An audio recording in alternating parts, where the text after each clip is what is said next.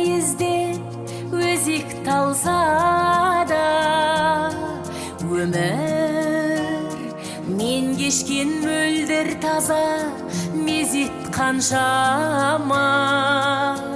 Өмір жанымда бақ пенен зор кезек болса да, мен сені сүйем өмір, мен сені сүйем өмір.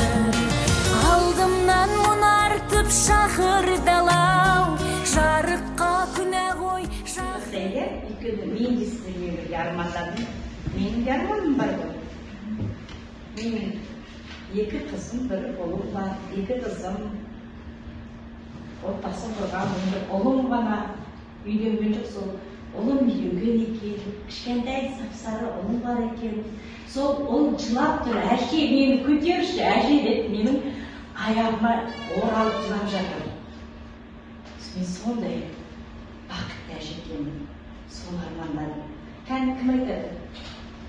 Тұрып айтамыз енді, ұялмаймыз, ойымызды бүгін білімімізді, ойымызды, білгенімізді бәрін ортаға саламыз.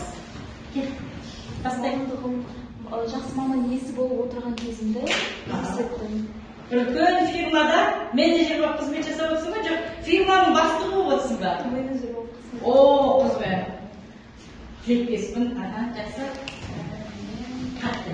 Мен өзімді үлкен фирмада менеджер ретінде, бастықтың көмекшісі ретінде. Бастық көмекші, неге бастық болмасқа? Жақсы, тамаша, тағы. Бол. Тұрып айта береміз. Ол көтермейміз, бірінен біріміз тұрып айтайық. Біз ата-ананың жанында естеттім, сол кісілерге көмектесіп, үй алып беріп жатқан келістім. Үй алып беріп. Алла сол тілегің аты ортасында, жақсы. Балалардың ата әженің ортасында мәр-мәрім болырсың, неткен тамаша. Жақсы. Сабина. Надежда. Менде өзімді сөйтіп жарқын болашағым елестеді. Қайда жүрсің? Үлкен қалада жұмыс істеп, өзімнің отбасым бар. Отбасың бар, жолдасың бар, балаларың бар, иә? Күйеуі бар, тамаша. Күйеуі де қызметте шығар, иә? Жақсы. Әннің аты қалай аталады? Өмір мен сені сүйемін. Мен бұл өмір мен сені сүйемін деген әнді мен тегін сіздерге тыңдатқан жоқпын. Яғни сіздерге мынау жарық дүниені, қызығы да шыжығы мол, қуанышы мол жарық дүниені сыйлап отырған кім? Әке, шешелеріңіз, ата-аналарыңыз. Яғни сол ата-аналарыңыз сыйлаңыздар. Солардың үмітін ақтаңыздар. Сіздердің өз өмірлеріңіз өз қолдарыңызда. Тағдырға, уақытқа еш уақытта сенім артпаңыздар. Барлық сіздердің қолдарыңызда. Көрдіңіздер ме қалай қиялдадыңыздар? Сол қиялдарыңыз шынайы өмірде орындалсын. Сол орындалуға мен тілектеспін. Өмірлеріңізді мәнді де мағыналы өткізуге мен шын аналық тілегіммен тілектеспін. Аналық тілегімді айтамын, иә? Жақсы. Бір шапаттап қойыңызшы. Болашақта үлкен қызметкер болғанда мен ұмытып кетіп жүрмін, кешірейін ме? Менде бар бесіктерім қағып, сіздердің көмексіз байларым, амандасуға барармын. Жақсы. Енді бүгін өткен жолы біз сіздермен қай тақырыпты өттік? Абай жолы. Ғасырлық туынды Абай жолы, Мұхтар Әуезовтің Абай жолы эпопеясын біз сіздермен тәмамдадық. Мен сіздерге ғасырлық туынды Абай жолы қыркүйектің үші ме, төрті ме сол кезде бердім сіздерге, иә? 4 томында оқыңыздар. Сіздерге сабақ болады. Сол сабақта біз сіздермен жан-жақты талдаймыз. Абайды оқыған қазақ деп мен сіздерге үлкен үміт артқам, үмітім ақталды. Сіздер Абайдың 4 томында оқып шықтыңыздар, иә? Тамаша. Сол енді 4 том бойынша сіздер бүгін өткен жолы біз сіздерге Құнанбай образын талдадық, иә? Абай бейнесін, тағы әйелдер бейнесін, Абай достары, сосын салт дәстүрлер, Абай жолындағы әдет ғұрып қалыптасып, қандай салт дәстүрлер болды,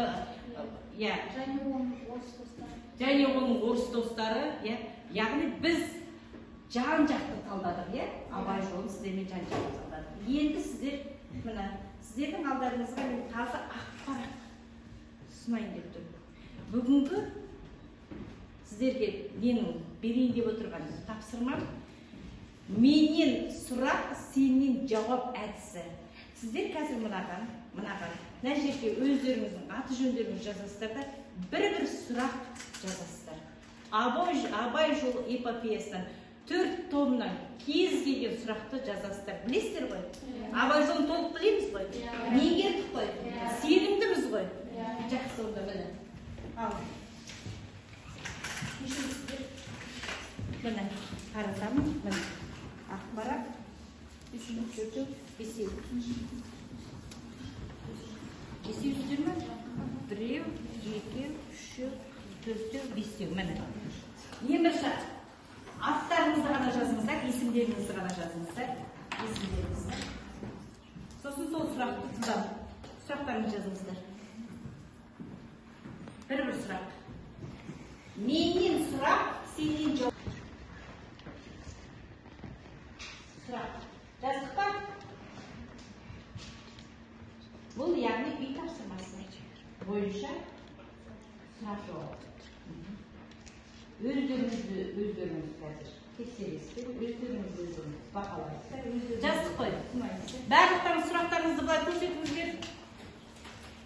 Маған қараңыздар, бірдей бәріңіз тура бірдей бүктейсіздер. Жіп-жіңішке, бірдей бүктейміз бәріміз. Бірдей бүктейміз. Бір-бірімізге сұрақ қоймаймыз. Сен қойдың, мен қойдың, артында сенің сұрағың қиындау болды, мен жауап бере алмадым деген өкпе наз болмайды бізде. Е? Сондықтан бәріміз бірдей бүктейміз. Қатты емес жайған өсіп бүктей салдырма. Бірдей бүктеміздер ғой. Мен сіздерге тамаша сандық дайындадым. Сәкен Сейфуллиннің бір тамаша өлең жолдары бар ғой. Сыр сандықты ашып қара сырласым дейді. Сырласамыз сіздермен. Абай жолы туралы сырласамыз. Тастаймыз.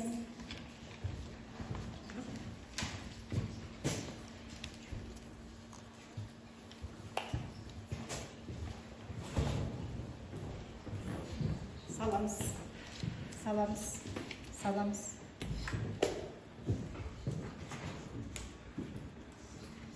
Көріп тұрсыздар ғой? Иә. Көрдіңіздер ғой? Шайқап жатыр. Май шайқап жатыр ғой? Бәрі сіздер үшін. Бір-бір сұрақ аласыздар.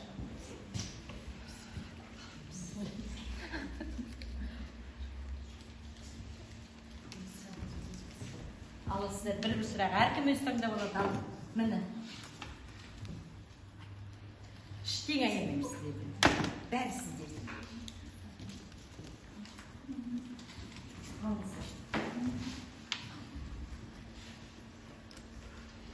Алдық па? Келісіп алайық.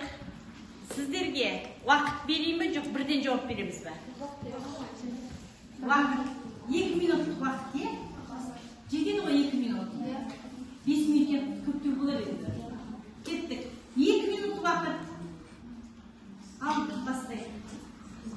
Мектеп ағайын, Нұрбай жігітек көділап, Толпай елдермен араздасуын негізгі себебі. Яғни олай көші-қон мәселесі бойынша араздасып қалады. Кімнің сұрағы? Ғалия, дұрыс па? Көші-қон мәселесі бойынша. Қарағаттандың ғой? Жақсы, рахмет.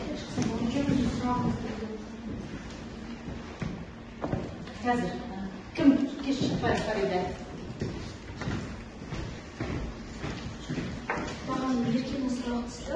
Еркеніңіз кім ол? Құнанбай Абайды елге не үшін қайтарды? Құнанбайдың Абайдың елге бірде-бір қайтарған себептерінің бірі, ол өзінің қасына көмекші етіп, ел ісіне араластыруға, өзінің қасына көмекші етіп қалдыруға шақырды. Еліне қайтарды. Қазір қарайды? Ол қайда қайтты? Ал жаңа оқудан қайтты ғой, ең басында бірінші томда қайтқанда. Бірінші томда қайтқанда. осылай жасалады ма? Иә. Тамаша. Қарағаттандыңыз ба? Әділқазымыздың өміріндегі ең үлкен қасірет ол өзінің ұлы Абдрахман қайтыс болған кезде өміріндегі ең үлкен қайғылы қасірет сол кезде орын алады. Себебі Абдрахманды ол өзінің мұрагер ретінде көрген, Абдрахманға үлкен үміт күткен. Сондықтан ол үлкен қасірет. Абдрахманнан үлкен үміт күтіп, сенім артқан, иә, дұрыс па? Тамаша. Ары қарай. Шыға келіңіздер деді, біріңізден не бірінші шықыңыздар. Аяулымның сұрағы. Аяулым. Абай туралы бұрынғы аулына өсек тарайды. Ол оны кім таратады және қандай өсек? Абай ауылына өсек тарайды, қай кезде тарайды? Абай туралы. Қазір. Жоғыз айтпайсыз? Оны Манас таратқан, ол өсекті. Әйгерім мен Абайды бірге көріп, солар бірге жүр деп, екеуі қосып әңгіме шығарған, таратады. Әйгерім ол Әйгерім емес, Салтанат. Абай мен Салтанат. дұрыс па? Әйгерім мен Салтанат, бірге жүрді, иә? Абай мен Салтанат қайда бірге жүреді екен бұлар? Толықтыр. Бұл жерде Абай мен Салтанаттың бірге жүргені, яғни Салтанат Абайды түрмеге түсіп қалған кезінде өзінің қыз жасауынан ақша алып, сол түрмеден шығарып алады. Содан кейін екеуі бірге жақсы дос болып, сырлас болып кетеді. Жақсы рахмет. Ары қарай.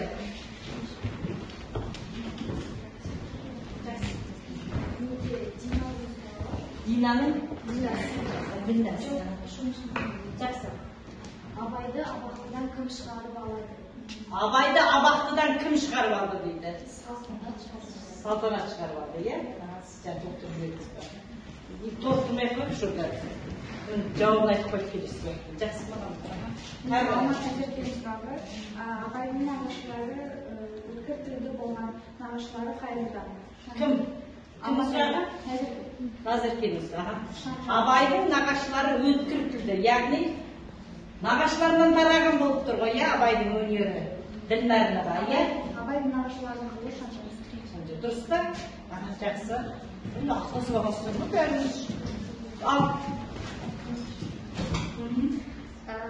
Надежда сұрағы, неліктен Абай Әйгерімге үйленді? Себебі Абай Әйгерімді өзінің алғашқы қылады тоғжанға ұқсатқан. Сол себепті Әйгерімге үйленді. Дұрыс па? Жақсы. Яғни сүйіп алды ғой, иә, Әйгерімді. Жақсы. Тамаша. Ал.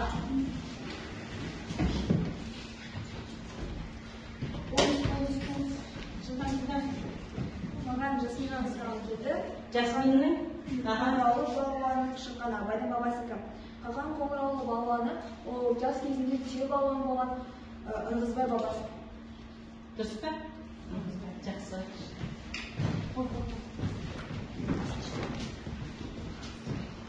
Сұрақтарыңыз маған жатыр, өте шұрайлы сұрақ.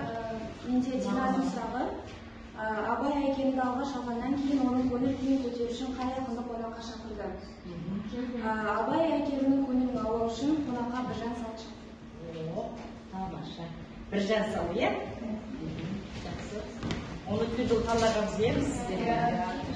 Яғни балға сақын келді деп кішкентай кезде кейін Біржан сал, иә? Жақсы. Менде Аружанның сұрағы. Не деген имансыз едің кәрі төбет деп Абай кімге айтты? Абай бұл сөзді Жексенге айтады. Не Жексен?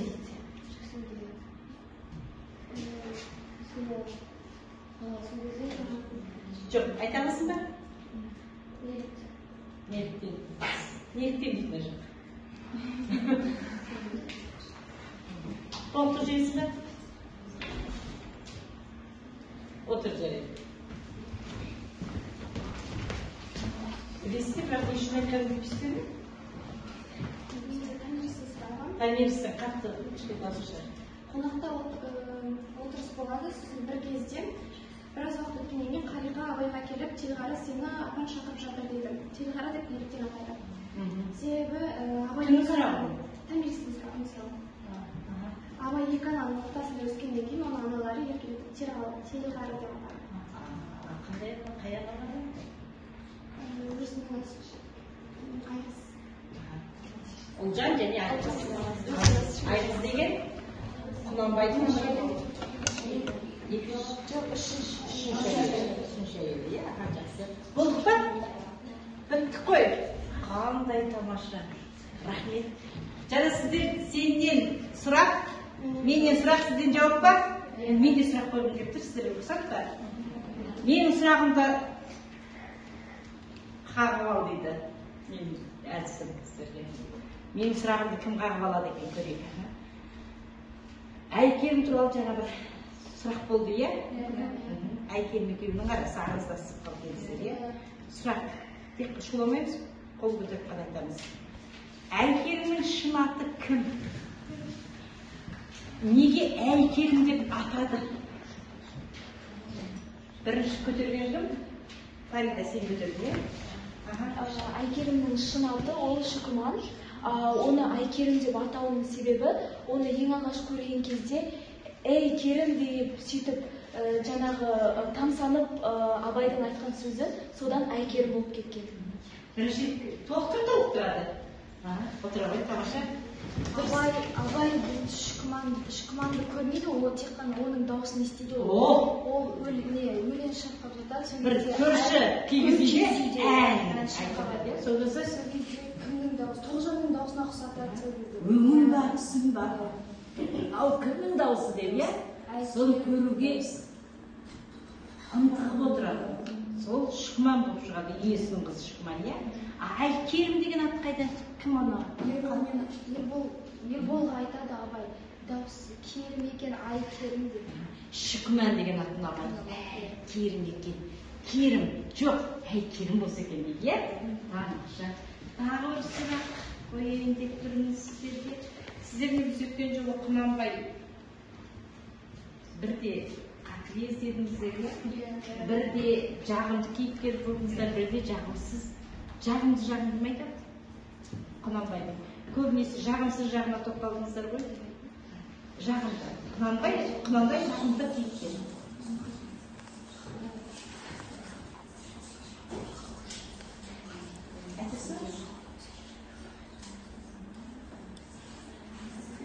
Айта ғой, дұрыс. Айта бер.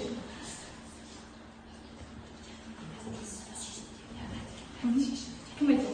Айта ғой. Тұра бер, шеңсіз. Айтасың ба? Жақсы жағдай ол Құнанбай әділ болды. Шындықта алтын бетке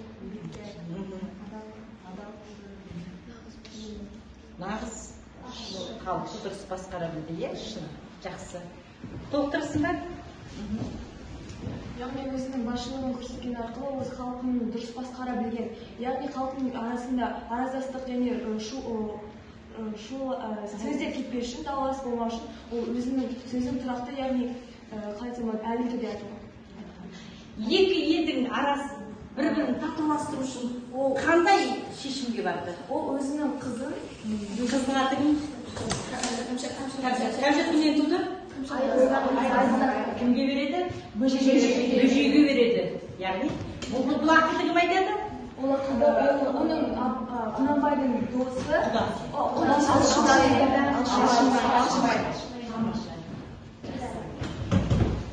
Сонымен, жақсы, мен риза болдым сіздерге. Сонымен Абайды жан-жақты толық білдік қой. Ризамыз ғой. Мен де сіздерге ризамын. Абайды білген қазақ, нағыз қазақ. Келісесіздер ғой? Ризамын. Сіздерге көп рахмет. Жаһандану дәуірінің жас қыздарымыз, жан-жақты білімді қыздарымыз деп ойлайсыздар ма? Қалай ойлайсыздар? Жан-жақты білімді қыздар оқуға да, сабаққа да, мәдениетке де, спортқа да бәрінен хабардар болу керек, иә? Сіздер өздеріңіз қалай ойлайсыздар? Сотқа, технологияны, оны білемін, жақсы өңдергендеріміз. Қалай өздеріңіз? Онда білеміз ғой, иә? Жақсы. Онда не істерге мынандай бір жаңа сабақта бастамас бұрын мынандай бір сауалнама берейін деп тұрмын. Мен қазір бір орыста бір тамаша бір бұрын тамаша бір не болған хабарлама угадай мелодия дейді. Қазақша айтқанда, қазақша қалай аударамыз енді? Әуелі тап деп аударайық, иә? Сол әуелі тап. Яғни мен қазір тамаша ән орындап беремін. Егер айтуларыңыз сіздер қосылыңыздар, бұл әнді бүкіл қазақ апаларымыз барлығы біледі жақсы. Бүкіл апаларымыз жақсы біледі. Мен айтамын, сіздер жақсылап тыңдап отырасыздар, содан кейін сұрақ болады. Жарай ма? Кеттік, 1, 2, 3. Жас өмірім, мәз өмірім қысқартып, бара жатыр құс қайтып. Зымырайды менің бала кезімдей, бір жалт етті көзде шыққан сезімдей.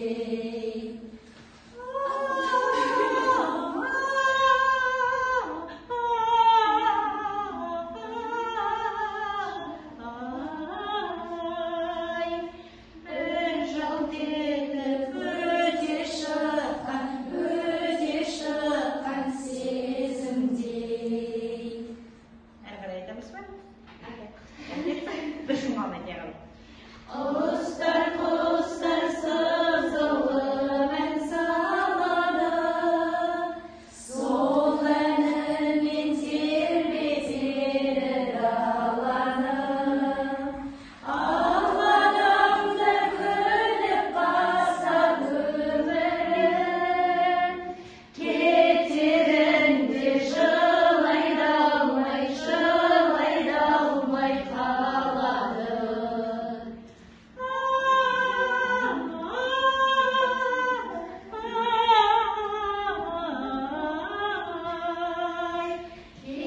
Кетерінде жылайды алмай қалады.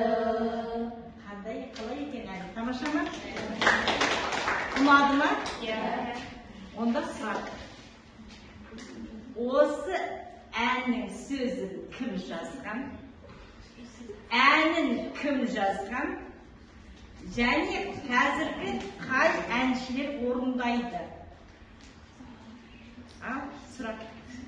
Сөзін кім жазған? Бұрыннан білеміз деп отырсыздар. Әнін кім жазған? Қазақтың қандай композиторларын білесіздер? Әні Шәмші Қалдаяқов білесіздер ма? Бәрі ән Шәмші Қалдаяқовтың әнін қазақ арасында жиі айтқаннан кейін барлығы Шәмші Қалдаяқов. Бір әнді сұрасаңыз Шәмші Қалдаяқов деп шығады барлығы. Шәмші Қалдаяқов емес. Сөзі кімдікі? Сөзі Тұманбай Молдағалиевтікі. Ақын Тұманбай Молдағалиевтікі. Әні Нұрғиса Меңдеевтікі. Қазіргі жас әншілер кім орындайды? Кім? Бұрын Нұрғали Нүсіпжан ағамыз орындаған, қазір современный. Білесіздер ғой, эстрада жұлдыздары. Кім? Құстарының бір шоу проектта әміре орындаған естігенмін. Жігіттер. Сосын кім? Сәкен Майғазиев. Солай сөйлейді. Енді кім? Фарида Әміре дейді ге? Ол жас па? Оны мен білмейді екен, мен көрдіңіздер ме? Мен де білмейтін бар. Мен де соны түскен жоқ. Мен де рахмет. Әміре деген жас жігітті орындап жүрген, е? Тамаша. Сонымен біздің бүгінгі сабағымыздың негізгі тақырыбы кім? Кім туралы сөйлейміз бүгін? Тұманбай Молдағалиев. Дәптеріңізді ашыңыздар. Дәптеріңізді ашыңыздар. 2004 жылы 14 томдық шығармалар жинағы жарық көрді. 1992 жылы Физули атындағы халықаралық түркі дүниесі ақындар сыйлығының иегері болды. Жазушы туындыларының ең басты ерекшелігі өлеңдерінің тақырыбы сезім жайлы. Ақынның қош көктем махаббат оты сөнбейді. Жүрегім менің сапарда, мен де 20 жас дедім. Жүрек ояу қашанда, жаңа дәптер, жүректегі жазулар тағы басқа жыр жинақтары бар. 2007 жылы құстар қайтып барады атты ән мәтіндерінің жинағы жарық көрді. Ақын 2011 жылы Жаздық па? Түсіндік қой. Жасалдық қой. Онда сұрақ. Сонымен, Тұманбай Молдағалиев қай жылы, қай жерде дүниеге келген екен? 1935 Әдебиет. 1935 жылы 20 наурызда Алматы облысының Еңбекші Алматы облысы Еңбекші Қазақ ауданы қай жерде? Жарысу деген ауылында не берген? Қосып қойыңыздар. Жарысу ауылында не берген екен? Келесі сұрақ.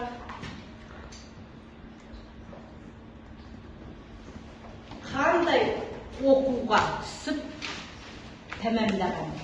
Қандай факультетінде оқыдыңыз? Алқарагияттағы университетінде филология факультетінде. Қай жылы? 1956 жылы Қазақтың ұлттық университетінің филология факультеті деген дейді. Тамаша. Қандай қызметтер атқарған екен? Пионер журналында, Балдырған журналында. Одан кейін тағы да өзінің көшкендегі жаңа дәптер құстар қайтып барады деген. Сонымен баспада қызмет атқарған екен. Алғашқы тұңғыш шығармасы қай жылы, қандай атпен басып шыққан екен? 1944 жылы Украина қызына деген Жақсы. Одан кейін 1957 жылы қандай шығармасы басып шыққан? Қандай өлеңдер жинағы? Студент. Жақсы. Осы жазып алыңыздар. Құлақтарыңызды маған көре беріңіздер. Қай жылы қайтыс болған екен? 2010 жылы қайтыс болды. Және енді кімнің отбасы Күнтай деген әжеміз екеуі 3 қыз, 1 ұл тәрбиелеген екен. Ең үлкен қыздың аты Зәуреш 1929 жылы туған екен. Одан кейін Жазира 62 жылы, одан кейін Жарна 64 жылы және 66 жылы Дәурен деген ұл дүниеге келген екен.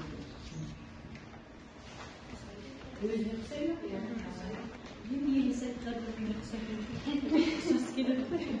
Жүрегінің қалауымен алады ғой өсіне. Ұқсайды екен жүзді.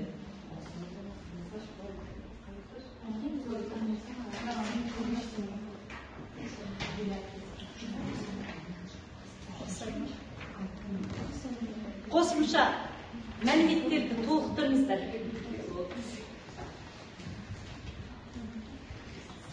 Мына сіздер айтпай кетіңіздер, кімдердің шығармаларын қазақшаға аударған? Орыс, өзбек. Яғни туысқан тмд елдерінің ақындарының шығармаларын қазақшаға аударған екен. Оның ішінде кімнің? Міне бар, жазыңыздар. Молдағалиевті біз есімізге түсірдік. Біледі екенбіз. Біз Тұманбай Молдағалиевпен мектептен таныспыз. Тұманбай Молдағалиевтің сөзіне бірнеше композиторлар ән жазған, оны да білеміз.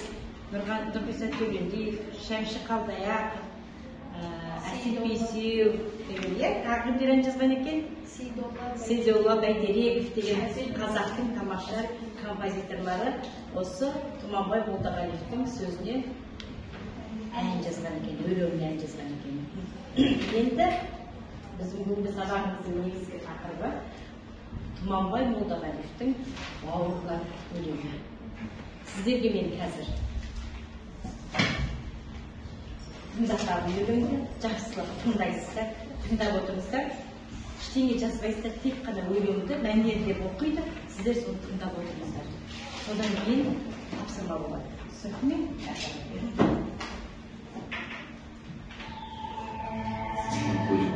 Сенің арқан көңілге семіргенім, жоғалмасын ағайын, жоғалмасын, жетен деген сол көлге сенім терең.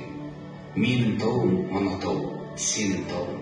Ақбас шыңын алтай жаз жуған жауын, жалғыз рет көрсеңде тірлігіңде, мүмкін емес сол тауды сағынбау. Тууда бір шетін су барды, әуреледі бұл жерден қу бәркім, тоғайдағы толғағыш құстар ортақ, дүниені жайлаған бар қазаққа.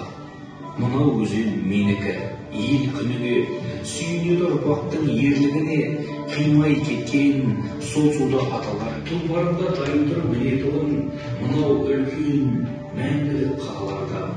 Үйлерім тұр, көшірім, несіне жүрсің жырақ, ішінде ұнаттырылған сыртың долап, сендердің де. Қалай ойлайсыздар?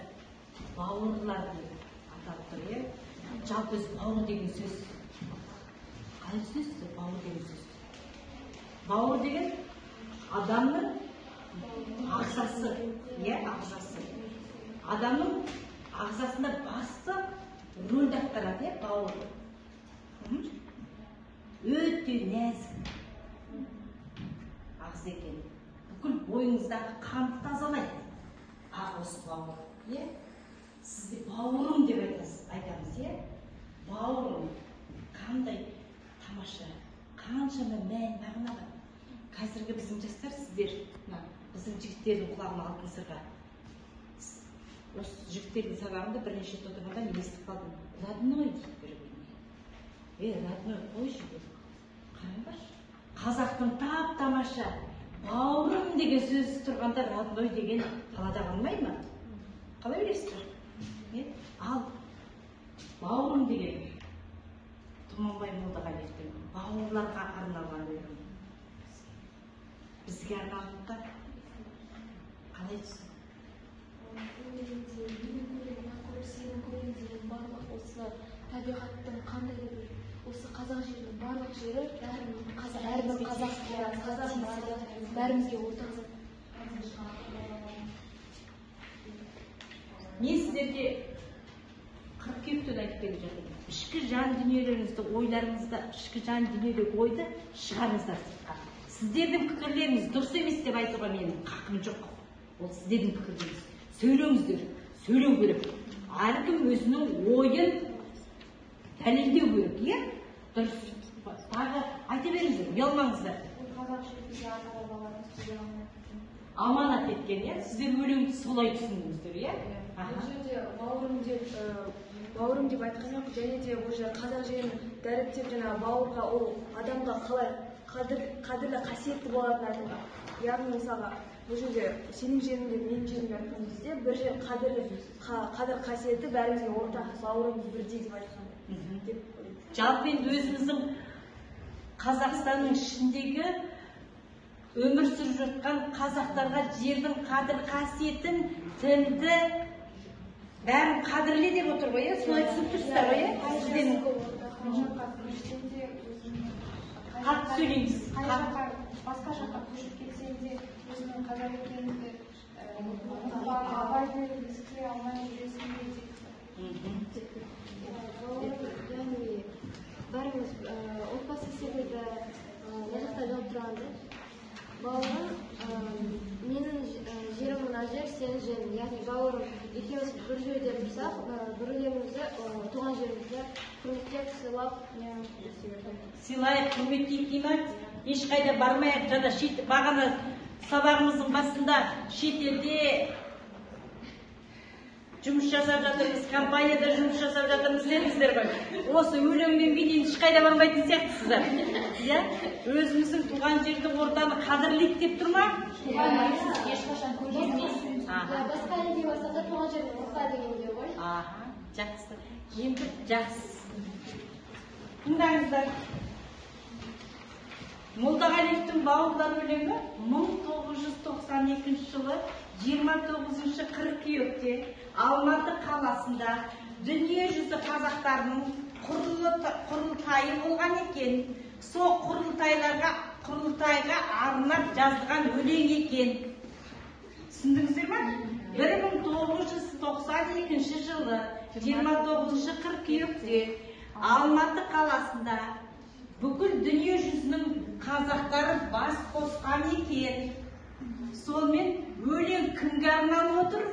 Сіздерге ме, бізге ме? Жоқ, анау шет жақта жүрген қазақтарға арналып отыр ма? Шет жақта. Яғни қазақтар қай жерде өмір сүріп жатыр? Қытайда өмір сүріп жатыр. Токия, Кореяны қоймайды.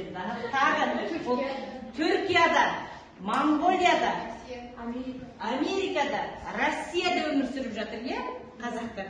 Сол қазақтарға не дейді? Ол қазақтар неге ол жаққа кетіп қалған? Қытайда көп қазақтар тұрады, Монголияда көп қазақтар. Неге? Қалай? Сіздер Қазақстан тарихын оқыдыңыздар ғой? Білесіздер. Көш-қон, ол көш қай кезде болған? Ашаршылығы, яғни қазақтың басына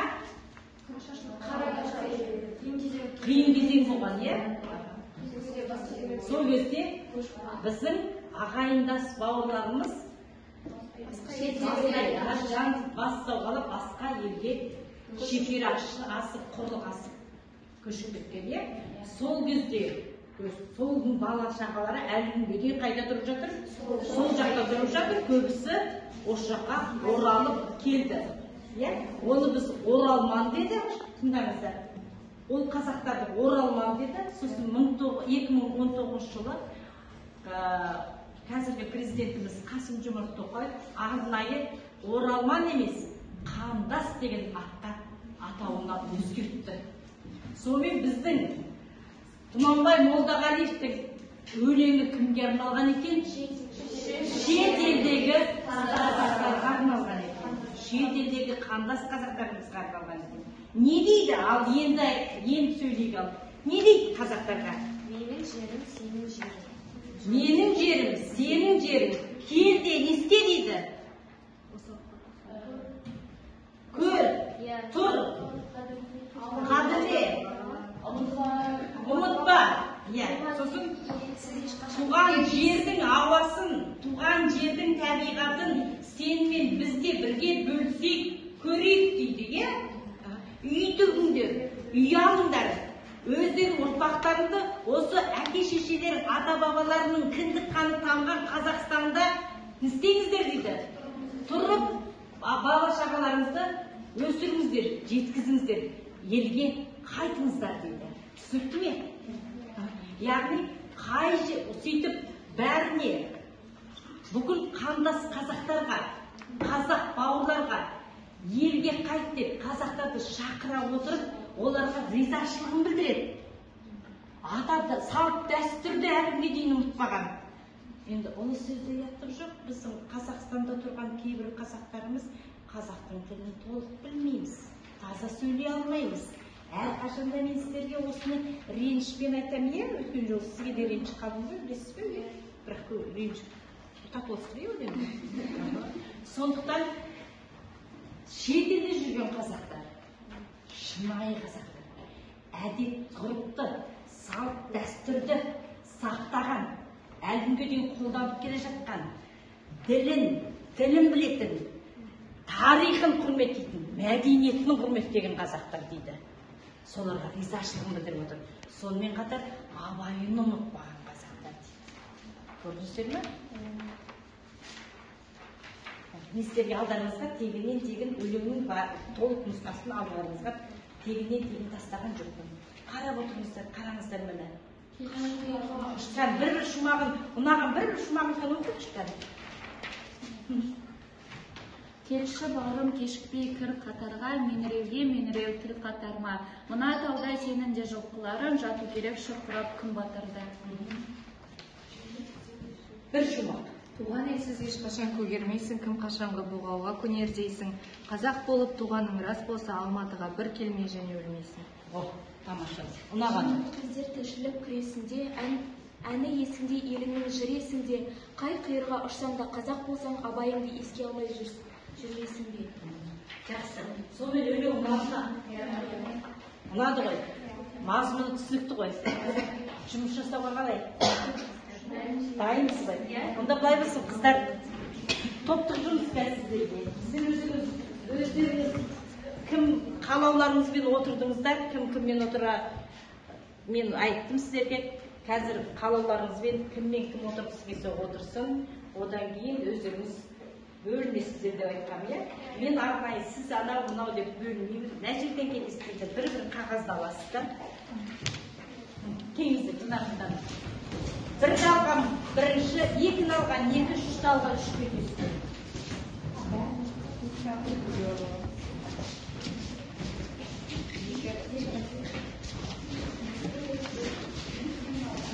Бірді алған бірінші партаға отырасыз. Екіні алған екінші партаға отырасыз. Үшті алған үш кетесіздер.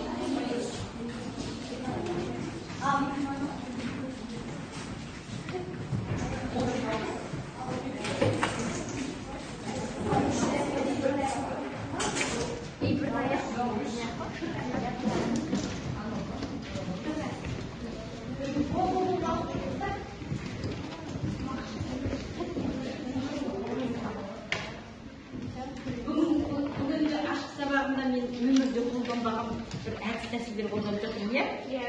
Оны өзім ойлап тауып жатырмын, сондықтан сіздер оны айып етпеңіздер. Тағы бір әдіс-тәсіл, мен мынандай әдіс, яғни ойын ойнағым келіп тұр, сіздермен бірінші топ. Сіздер, кім сіздер? Сіздер ме? Сіздерге. Қазір.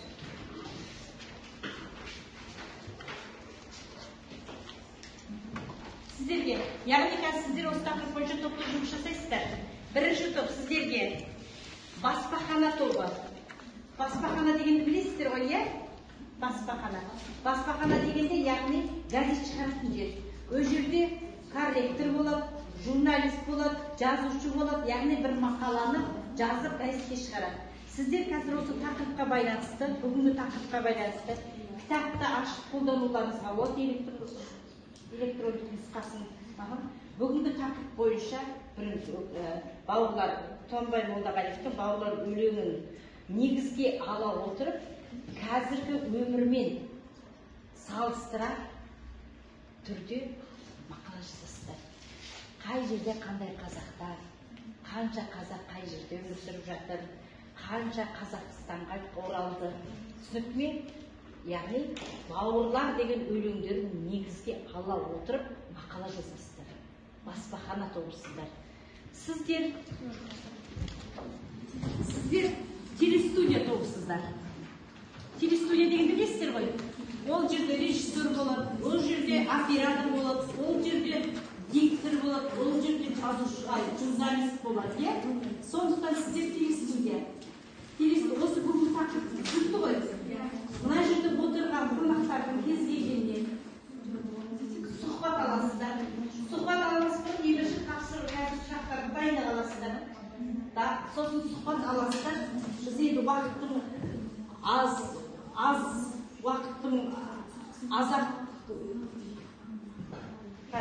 уақытты аз болуына байланысты былай істейік, мына жерге жаңа қонақты шақырасыздар, негізі түсіріп, диктор мына жерге өткізіп, айтқандай диктор USB арқылы көрсетіп деп айтайын деген, оған уақыт аз болып тұр. Сондықтан сіздер қазір қонақ небір сұрақтарын дайындайсыздар, мына жерге барып қонақты шақырасыздар да, мына жерге отырғызасыздар, екі орнықты қазір қоямыз, сосын сол бізбен сұхбат аласыздар. Сол қазіргі тақырыпқа, бүгінгі тақырыпқа байланысты.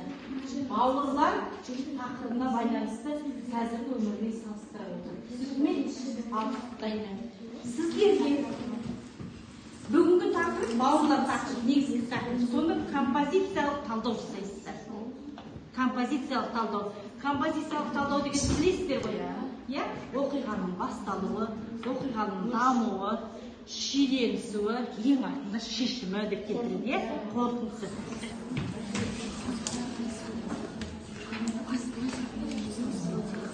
Қазіргі таңда мысалдан көп қазақтар немесе шетелдерде қалған, шетелдерде қалған, соған сіздің көзқарасыңыз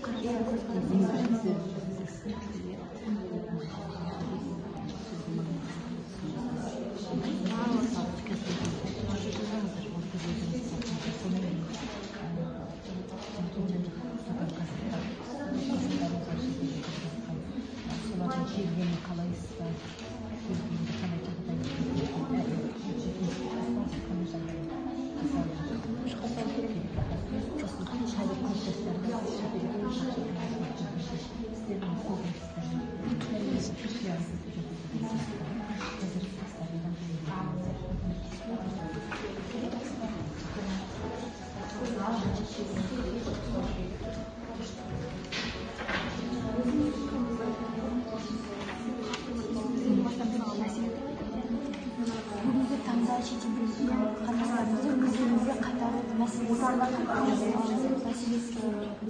мысалға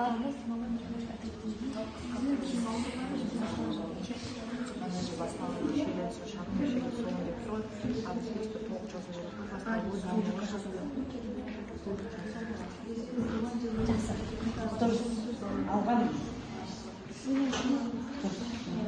осы беттеріңізден сақтаңыздар жаза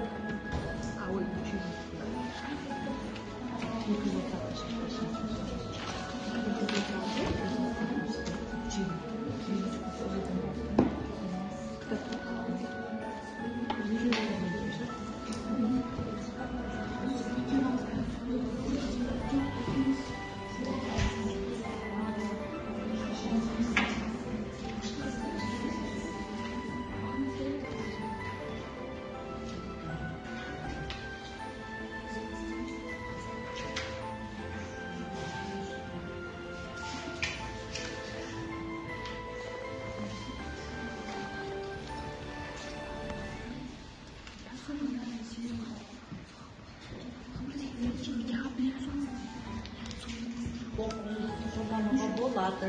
Мен сізге рұқсат бердім ғой. Қолданыңыздар деп.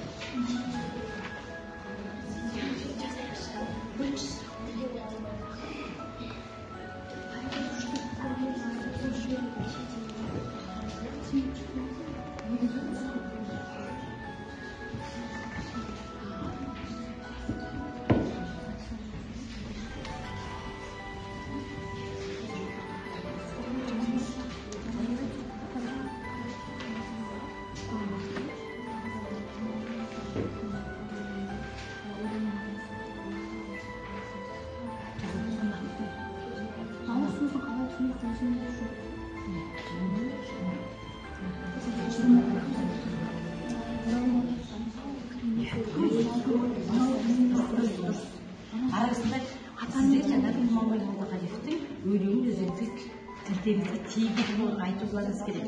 Соның негізінде жаңағы қонаққа сұрақ сауалнама қойыңыздар. Түсінді ме? Екінші сұрақ.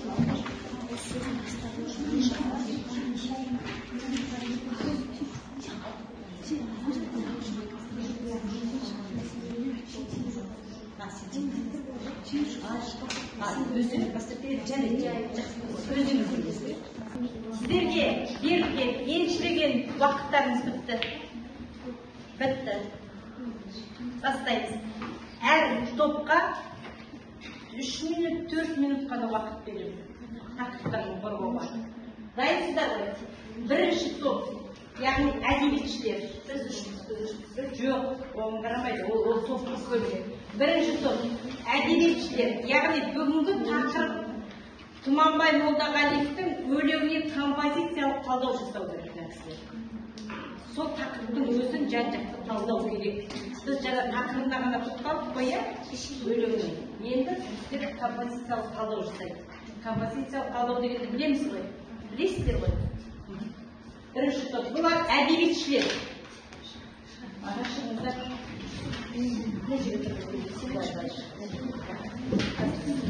Тыңдаймыз, қыздар. Қыздар тыңдаймыз, бір-бірімізді сыйлаймыз, тыңдаймыз. Қатарына келіңіздер. Бастай қалып. Бізде композициялық талдау тапсырма және де балалар өлеңінің басталуы. Ол ақын бізді, яғни ақын жаңағы басқа елдегі қазақтарды өзінің еліне қайта шақырып жатыр.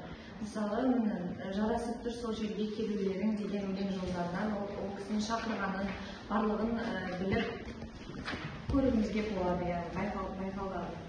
Осы алқапта сенің де малың жатыр, жайқалып тұр шабылмай егіндерің, менің көлім мына көсенің көлі деген өлең жолдарынан да мысалы ақынның сол жаңағы шақыруын барлығын біле аламыз.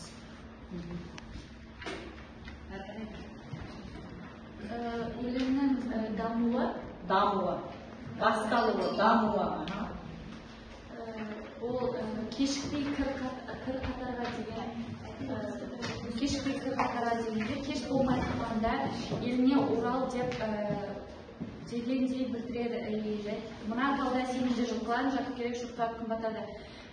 Тек қана бәрінің үлесі болу керектігін осы табиғатта, тауда, көлде басқа жақтағы қандастарымыздың да үлесі, балалары, яғни өздері де үлесі болу керектігін олардың бар екен. Жаңғыз Қазақстанда тұрған қазақтардікі емес. Бүкіл қазақ атауынікі, қандас бауырлардікі. Үлес қосу керектігін, елшілері бар екені, және мына көлде сенің де балаларың асыр салып тал түсте жүру керек. Оның өзі ғана емес, яғни одан балаларыңды осы жерге, елге әкеп өсіріп өнімдері керек, ме? Ол да қазақ деп. Жақсы, ал. Солдық па? Дамуы, басталу, дамуы. Өлең соңғы жағында соңғы бүгінде нуындай сен есілер шақ кетті өтіп үнім бәйтен қазақ тілінде батша сен жан бауырым алматының тірлікте бір көрмесен. Бұл жерде яғни Алматының әсем таулары, алапты орманы бар. Ол жаңағы қазақ жерінің аса көпті жерлерінің бірі болып саналады. Егер сен ол жерді білмесең, танымасаң, өзіңді қазақ деп саналмай қой дейсің ба? Яғни қазақтың бүкіл қадірлі қасиетті жерлерін көр, біл, сол жерге өмір сүр деп жатыр ғой. Ең аяқ жағында қарсы алуға дайын тұр бауырларын өз жеріне бәрінде келсек жүр. Яғни біздің ешқашан кеш еместігі, біз дайын екенімізді қабылдауға құшақ жая қарсы алатынын аяқтаған. Жақсы, түсінікті ғой. Жақсы, рахмет. Сізде? Сіз қайдасыз? Балқаш өмірі газетіне жазған мақалаңыз болып табылады. Балқаш өмірі жазған газетіне, Балқаш өмірі газеті мақала жазылды, иә? Қандай мақалаларыңыздағы? Бүгінгі таңда ең ауқымды мәселенің бірі шет елдегі қандастарымызды өз отанына қайтару болып табылады. Өзіміздің қазақ бауырларымызды шет елдерде қалып қалу себебі 1921 жылда болған ашаршылық кезінен бауырларымыз аман қалу үшін басқа елдерге көшіп кетеді. Қазақтар басқа елдерге көшіп кету мейірімді қазақ поэзиясындағы Молдағали атамыз бауырларымыз шығармасында айтып өткендей, шет елдегі қандастарымызға айналған өлең жазған. Бұл шумақтары келші бауырым, көшпей кір қатарға, мейіруге мейірім тіл қатарыма. Мың таңдау сендер айылым сөйлесіңдер. Жарайды, болды. Сонымен мақала, яғни сіздер бауырларға арналады, иә? Жақсы, кішкене мақала. Бірінші сұрақ осы, сіз көріп естіп отырғандарыңыздай, Қазақстанда басқа да ақындардың осы бауырлар ретінде шығарып жатады. Бірақ та бағана өзіңіз естігендей бауырлар өлеңі Тұманбай Молдағалиевтің шығарғаны өлеңіне өзіңіздің пікіріңіз. Бүгінгі таңда енді сіздердің салықтарыңызда бұл тақырып аса ауқымды тақырып болғаннан кейін ойшыл ақын Тұманғали Молдағалиевтің бауырлары деген өлеңнің негізі мазмұны, мағынасы, мәнісіне келіп тоқталатын болса, қазақ даласында кезінде қуғын сүргін тарихта үгілетін болса, қуғын сүргін кезінде басқа елге, мемлекетке, шетелге шекарасы өтіп кеткен қазақтарды қайта өз отанына, еліне, жеріне шақыру.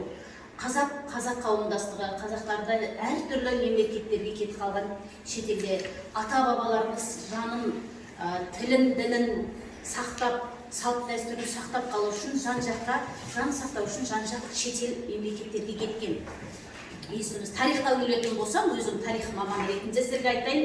Жалпы тарихта 32 жылы қуғын сүргіннің кезінде шетелге көптеген қазақтар асты.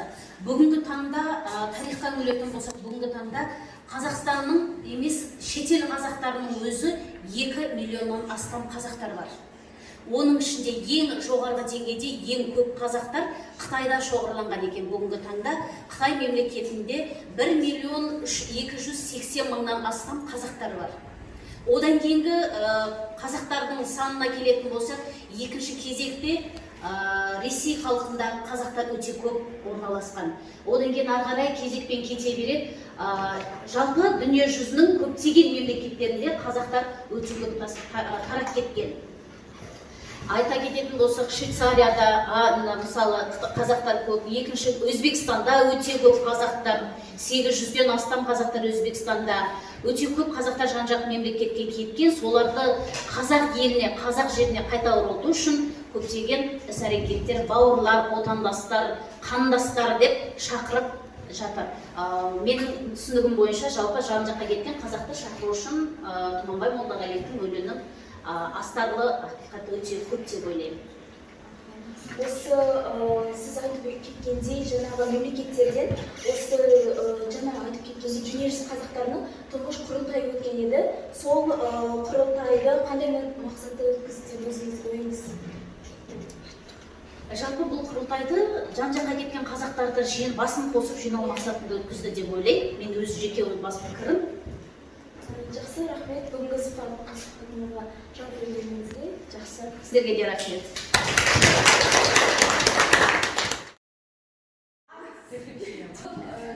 Не үшін айтты? Бірінші iPhone, екінші Samsung, үшінші ал не үшін? Жақсы. iPhone жоқ, iPhone алғандар толыққанды түсіндім сабақты.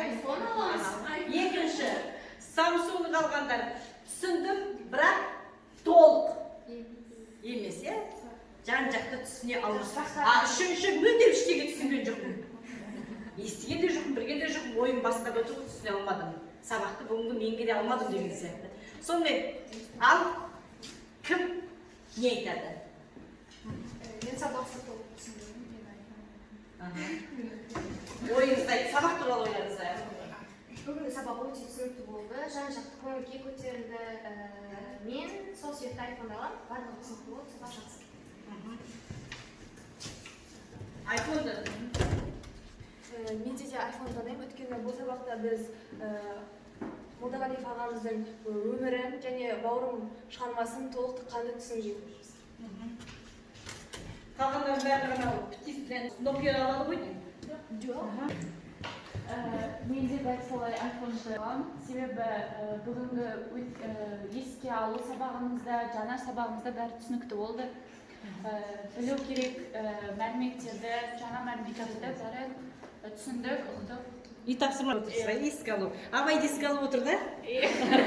Дұрыс еді. Жақсы, тағы сіз? Мен бүгін айфонды таңдаймын, мен бүгінгі сабақты толық түсіндім. Тұманбай Молдағалиевтің балалар өлеңін өте жақсы түсіндім деп айта аламын. Мән мағынасын, терең мағынасын түсіндім. Тағы?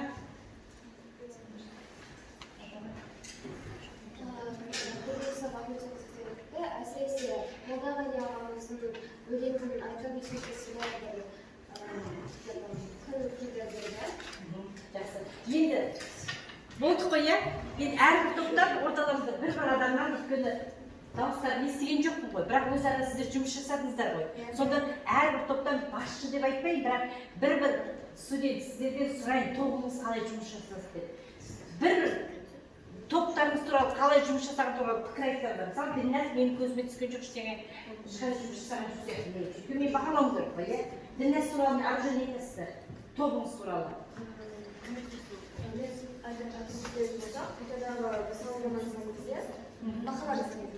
махаббат кезде біраз өзінің ойын жақсы болды. Яғни Молдағалиев адамды мысалға қосатын сөздер айтқан, қай жерде топ болып жұмыс жасаймыз, барлықтарыңыз көмектесіңіздер бәріңізге. Жақсы. Мына топтан сіз айтасыз, сіздің даусыңыз естіген жоқ.